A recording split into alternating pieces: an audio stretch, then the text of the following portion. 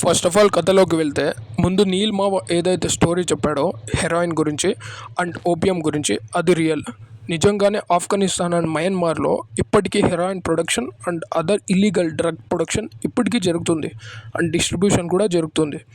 Glimpse అనేసి ట్రైలరే వదిలేశారు. ఇక కథలోకి వెళ్తే ఈ గ్లిమ్స్ చూసిన తర్వాత నా ఒపీనియన్ ఏంటంటే డ్రాగన్ మూవీ ప్లాట్ ఏంటంటే heroin and opium and Afghan trading కంపెనీలో ఉన్న 7 కంప్లీట్ విలన్స్ని ఎలా చూపిస్తారు అండ్ వాళ్ళు ఏం చేశారు అండ్ 7th విలన్ అయిన తారక్ ఖన్నా అలియాస్ లూగర్ అసలు ఎవరు, అసలు ఎందుకు విలన్ అయ్యాడు అండ్ వీళ్ళందరినీ కంట్రోల్ చేయబోయే రఘువీర్ రాథోడ్ అలియాస్ అనిల్ కపూర్ అసలు ఏం రెగ్యులేషన్స్ తీసుకుంటారు అండ్ లూగర్ ఏం చేస్తాడు, ఇలా చాలా కోర్ కాన్సెప్ట్స్తో ఉంటుంది ఈ డ్రాగన్ మూవీ.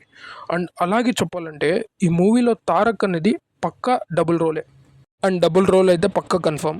ఎలా అంటే ఈ మూవీలో లూగర్ విలన్ అయితే మరి డ్రాగన్ ఎవరు, డ్రాగన్ అని ఎందుకు పేరు పెట్టారు అండ్ డ్రాగన్ సింబల్ ఏంది. And first of all first time స్టార్టింగ్లో NDR31 అని రిలీజ్ చేసి ఒక లుక్ వదిలారు, పైన కనిపిస్తున్న లుక్. ఈ లుక్ ఎవరిది, పక్కా ఇది లూగర్ అయితే కాదు.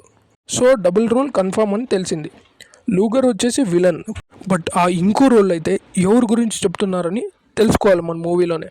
అండ్ ఇంకో విషయం ఏంటంటే తారక్ ఖన్నాకు ఆ బియర్డ్ లుక్తో ఉన్నాడు కదా, ఆ లుక్ని గ్లిమ్స్లో కొన్ని సీన్స్లో అండ్ పైన కనిపిస్తున్న సీన్ దానికి ముందు ఉంది కదా, ఆ సీన్స్లో బాగా చూపించారు. బట్ కొన్ని స్పెషల్ లాస్ట్ సీన్లో అయితే ఆల్మోస్ట్ సూట్ కాలేదు, నా ఒపీనియన్ అది. అండ్ తారక్ అనేది ఆ చబ్బీ లుక్ అయితే RRR లుక్ ఆల్మోస్ట్ వెళ్ళిపోయింది.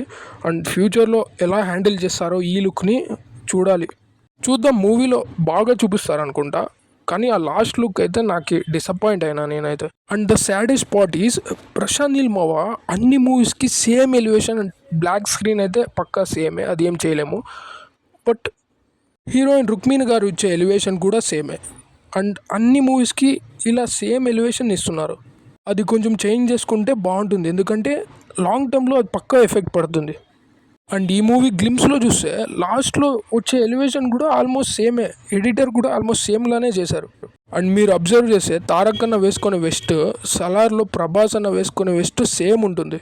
ఇలా ఉన్నప్పుడు ప్రశాంత్ నీల్ మావా యూనివర్స్ క్రియేట్ చేస్తే థియేటర్స్ పరిస్థితి ఎలా ఉంటుందో మీరు ఊహించుకోవచ్చు.